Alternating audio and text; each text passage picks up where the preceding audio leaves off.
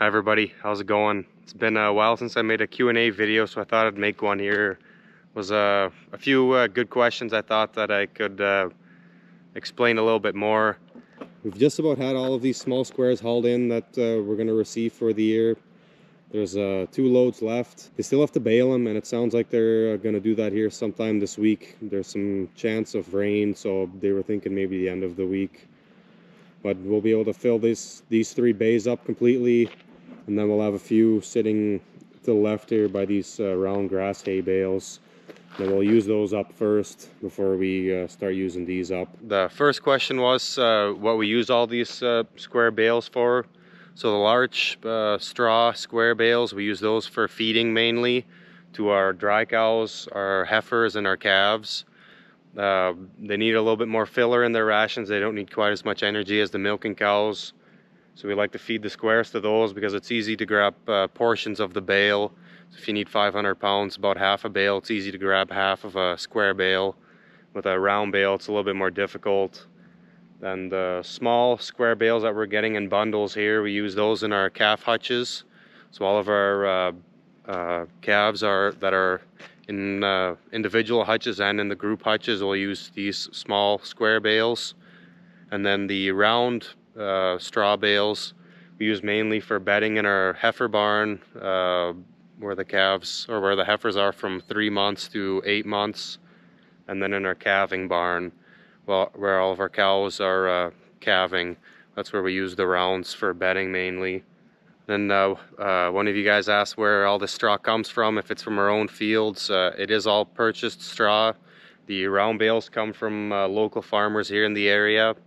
The small square bales come from a farmer a little bit further away, maybe about 45 minutes to an hour drive for him, I think.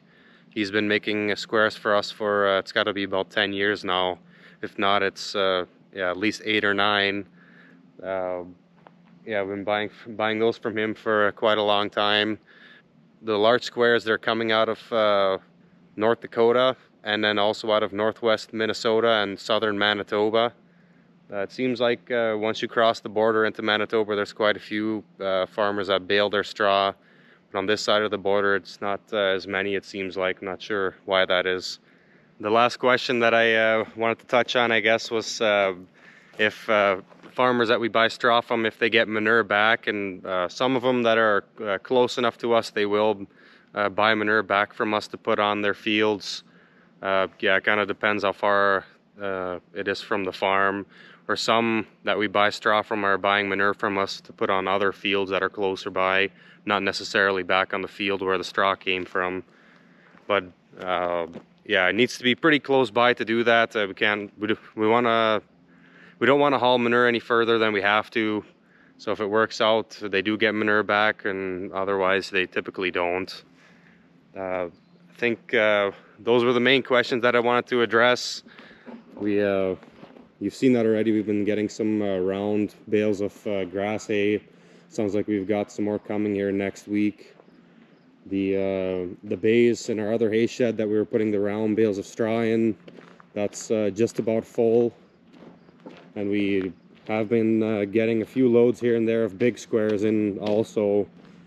But I think it's going to be a little bit or a few weeks yet until we start getting those in more steady, but we'll see. They typically haul those as they have time, if they're in between harvesting crops, or yeah, if there's trucks available.